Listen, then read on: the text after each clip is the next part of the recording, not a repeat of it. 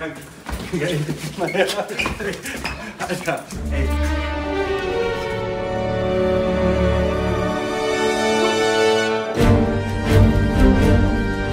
Träumt ihr eigentlich? Ja?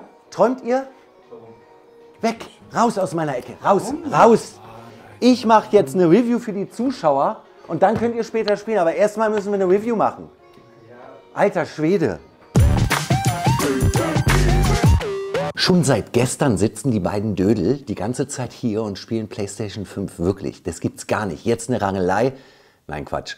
Natürlich spielen wir gleich alle zusammen und das finde ich auch ganz wichtig. Dann kriegt ihr Eindrücke von drei, von Basti, von Tom und natürlich von mir. Was erwartet euch in diesem Video? Natürlich ein Unboxing, die technischen Daten, Tragekomfort, Grafik, Ton, Audioqualität und ja, wird das Ding erfolgreich? Denn die erste Version war von der Hardware eigentlich okay, aber es gab zu wenig Software. Also, erstmal hier ein unscheinbarer Karton, Kabel USB-A auf USB-C, In-Ear-Kopfhörer und Bedienungsanleitungszeugs. Ta ta ta ta, da ist sie, die Sony VR2. Alter Schwede, 560 Gramm wiegt sie, so wie der Vorgänger im weißen Design. Und was ich echt gut finde, ist, dass es matt ist, nicht glänzend. Da sieht man immer die Fingerabdrücke. Gefällt mir gar nicht gut. Haptik fühlt sich wirklich sehr wertig an. Da knarzt nichts. So, und hier das Kabel, 4,6 Meter lang und eine der richtig guten Verbesserungen zum Vorgänger, weil der Vorgänger, das war eine Katastrophe. Da hattet ihr irgendwelche Breakthrough-Boxen. Dann musste Kabel 1 in Kabel 2, hier, da. Das war ein Kabelgewirr. Da hat man nach 10 Minuten Aufbauzeit eigentlich schon keinen Spaß mehr gehabt zu spielen. Hier einfach USB-C in die PlayStation 5 rein. Das war's. Haha. Einmal. Zweimal. Die beiden Controller. Und jetzt schon mein allererster Eindruck. Boah, sind die leicht. So, das Ding. Basti, darf ich dir das zuwerfen? Ja. Fängst du auch? Boah. Ah, das ist die linke Seite. Das ist schon irgendwie spacig, oder? Super Druckpunkte. Erstmal sehr ungewohnt, muss ich sagen. Ich weiß noch nicht, wie ich damit gut steuern soll. Nehmen wir mal den anderen und mal beide gleichzeitig in die Hand. 165 Gramm, übrigens leicht. Im Vergleich hier zum serienmäßigen PS5-Controller, der wiegt 280 Gramm. Da kann ich mir schon vorstellen, dass man da sehr cool mitspielen kann. Ihr habt hier in der Brille zwei OLED-Displays mit einer Auflösung von 2000 x 2040 Pixeln, also echt eine ganze Menge. Die Bildwiederholfrequenz liegt zwischen 90 und 120 Hertz, auch das 120 Hertz, echt gut zum Gamen. Und das Sichtfeld liegt bei schönen und breiten 110 Grad. Kommen wir kurz zu den Bewegungssensoren, die eingebaut sind. Es gibt ein 6-Achsen-Bewegungssensorensystem, dreimal Gyroskop und 3 Sensoren für Beschleunigungswerte. Außerdem gibt es einen IR, also Infrarot-Näherungssensor. Und was ich ganz spannend finde, ein haptisches Feedback, also auch in der Brille, so wie ihr es zum Beispiel hier von eurem Controller für die PS5 schon kennt. Kompatibel ist die Sony VR2 nur mit der PlayStation 5. Das heißt, wenn ihr noch eine PlayStation 4 habt, die ja echt noch relativ gut ist, dann müsst ihr leider draußen bleiben. Ebenso ist es mit der Software, mit den Titeln von der VR1er Brille. Die sind nicht mehr kompatibel. Also es gibt nur noch PS5 und Software oder Spiele für die VR2. Die VR2 ist an die PlayStation 5 angeschlossen, eingeschaltet und schon seht ihr auf der PlayStation VR2 einrichten. Erste Schritte. So, schließen Sie die Stereo-Kopfhörer an das VR-Headset an. Das sind diese hier mit so einem Bügel, zweimal In-Ears und die kommen jetzt ganz simpel einmal hier ran und einmal daran. Auf der einen Seite habt ihr einen 3,5 Zoll Klinke und auf der anderen Seite einfach eine Befestigung. Und dann könnt ihr, was ich echt cool finde, wie das gelöst ist, hier die Kopfhörer, die Ohrstöpsel hier reinmachen als Halterung. Kopple deine PS4 Sense Controller nacheinander mit deiner PS5. So würde ich sagen. Rechts einmal USB-C Das ist hier auf der Seite. Und in den USB, hallo, A-Port ran. Also das ist schon super gemacht, weil einfacher geht's nicht. Du musst einen kleinen Raum direkt einrichten. Okay.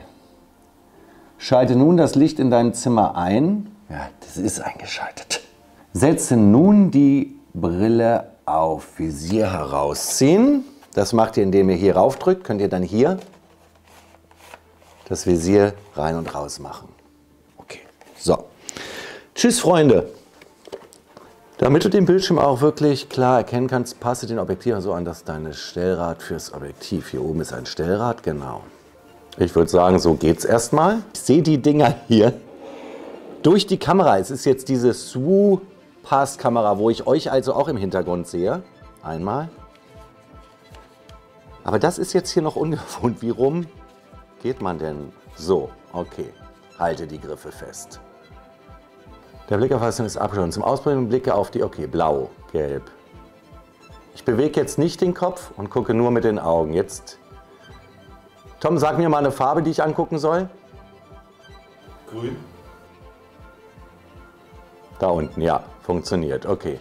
Seht ihr das jetzt auch euch mit so einem Raster? Was muss ich denn jetzt machen? Ach so, ich markiere. Ich mache jetzt mal nur so.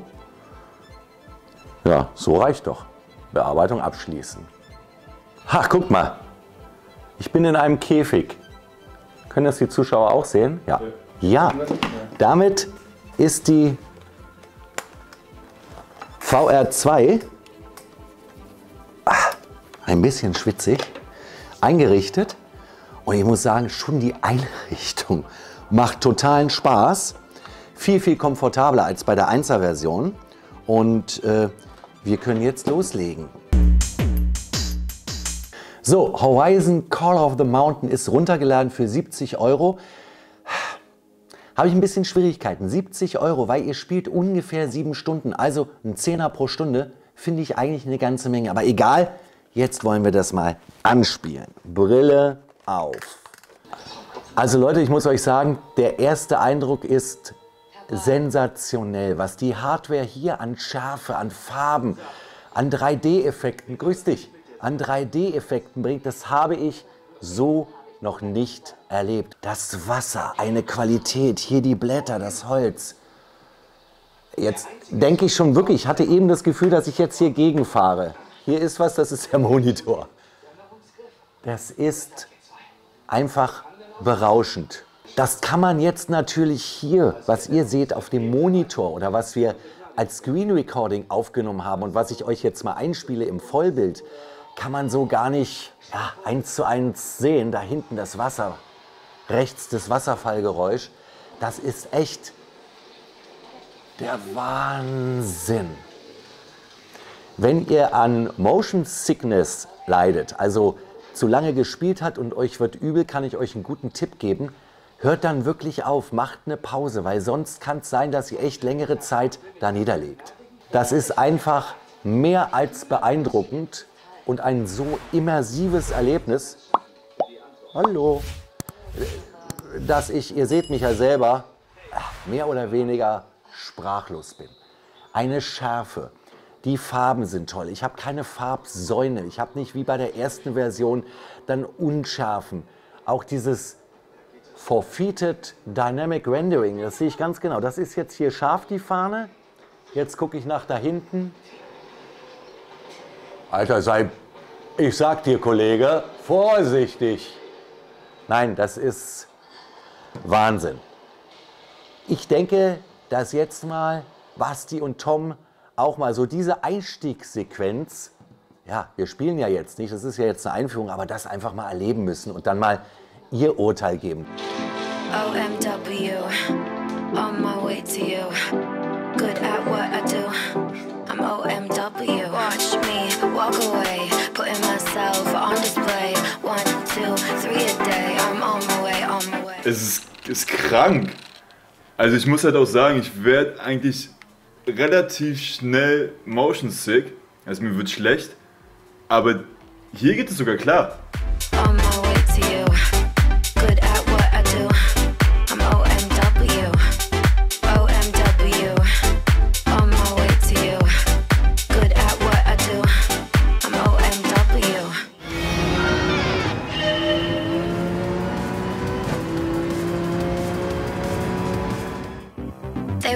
judge me, I'll testify. Catch me on Insta, I'm verified. They want me quiet, I amplify. Wow. Boah, das ist doch nicht... Alter, was... OMW, on my way to you. Alter, das ist verrückt. Da muss ich sagen, der ist wirklich genial. Überhaupt kein Vergleich zum Vorgänger. Also die Brille schwebt quasi vor eurem Kopf, ist hinten dann toll einstellbar. Das Gewicht und die Verteilung des Gewichts sind wunderbar. Dann hier die Einstellung nach vorne und hinten, auch fantastisch. Ja, 90 Minuten haben wir jetzt schon hier gezockt und ich muss sagen, das ist überhaupt nicht störend. Da drückt nichts, da ist einfach sehr, sehr bequem vom Tragekomfort. Klasse hier mit den Kopfhörern, die man hier raussteckt, dann da reinmacht. Hier muss man am Anfang natürlich immer ein bisschen suchen. Später, wenn man öfter mit der Brille gespielt hat, ist das ein Kinderspiel. Hier natürlich erstes Stichwort OLED-Displays. Was heißt das? OLED-Displays ist halt deutlich dem LCD-Display überlegen. Und zwar in Sachen Schwarzwerte. Schwarz ist wirklich schwarz und auch die Farbwerte sind hier deutlich besser. Die Grafik ist einfach berauschend. Auch die Auflösung ist natürlich sehr groß. Also ich muss sagen, die VR2 ist eine der schärfsten Brillen, VR-Brillen, die ich je aufhatte. Wirklich beachtlich. Und es gibt einen weiteren Trick, den sich Sony da bedient. Eine ganz tolle Sache, das sogenannte Foveated Rendering, Dynamic Rendering. Das heißt, die Brille stellt genau da scharf im Spiel, wo ihr gerade hinschaut. Das ist natürlich klasse, weil die PS5 muss somit weniger rendern und es wird Rechenleistung für andere Dinge aufgehoben. Super Sache und funktioniert auch wirklich so, dass ihr das nicht seht. Also ihr guckt nach rechts, da ist ein Baum, dann ist der scharf und der Rest ist ein bisschen unschärfer. Stark. Und dann ein weiteres Gimmick ist eben dieses Eye-Tracking. Das heißt, ihr könnt später in den Spielen, so wie ihr es vorhin gesehen habt, wo ich die einzelnen Punkte in der Einrichtung anvisiert habe, in Spielen könnt ihr mit euren Augen ganz einfach zielen auf den Gegner oder ihr könnt irgendwas nehmen. Kommen wir zu den Kopfhörern. Das sind jetzt nicht High Fidelity In-Ears. Die machen einen guten Sound, muss ich ganz klar sagen.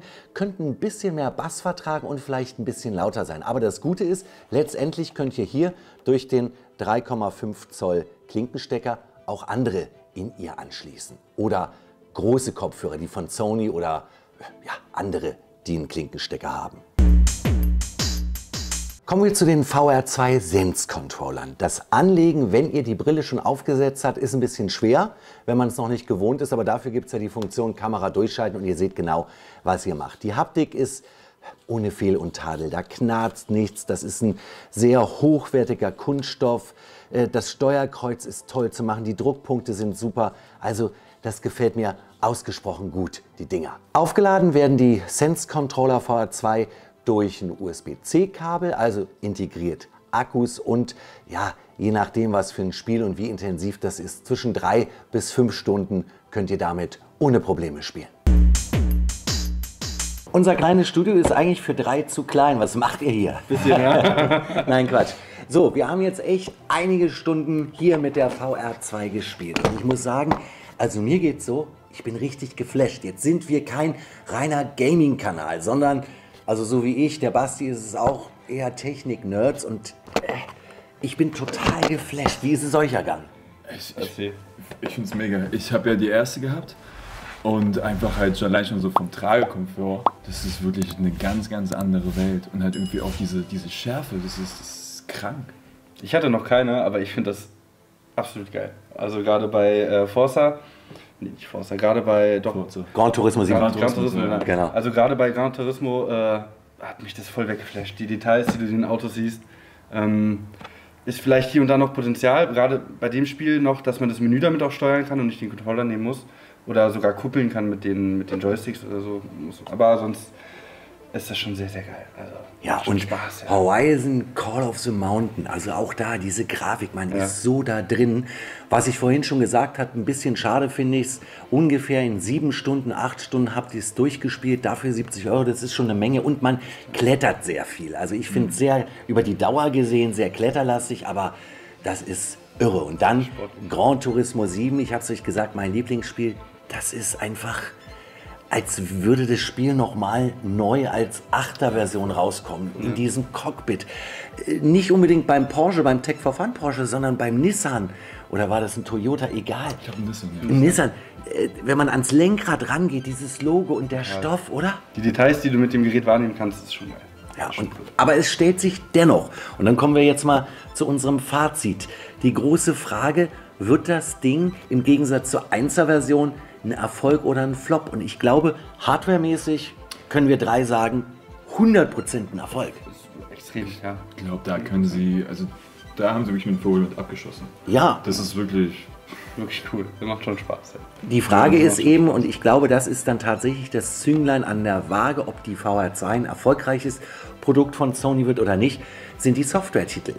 Insgesamt momentan jetzt 10 bis 30 Titel und an die 100 in der Arbeit. Wenn da nicht gute AAA-Titel rauskommen, dann wird es schwierig ohne Software. 100%. Oder? 100%. Also da muss auf jeden Fall noch was kommen. An größeren Spielen halt auch einfach, sonst lohnt sich das vielleicht nicht wirklich. Also es lohnt sich allein schon für Gran Turismo, das macht irre viel Spaß, aber da muss schon noch ein bisschen was kommen. Ja. Denke ich auch. Also allein diese Experience am Anfang bei Horizon, wo man da durchgefahren ist, die war schon wirklich mega. Aber es macht Spaß, vor allem die Haptik mit den Controllern, diese Haptik, wenn man wogegen gefahren ist mit dem Headset. Das vibriert, voll geil. Also da ist so viel Potenzial und wenn sie das nicht ausschöpfen, da wäre ich selber auch irgendwie enttäuscht und es wäre halt einfach schade. Ja. Also ich glaube, wird was, ich hoffe, es wird was und freue mich auf jede anderen Spiele, die kommen. Ja, so geht es mir auch. Wir sagen danke an euch, dass ihr zugeschaut habt, unser Review zur PlayStation VR 2. Und wir müssen jetzt alle Kameras ausschalten. Wir zocken noch. Ja, aber ganz sicher. Tschüss, Dankeschön. So.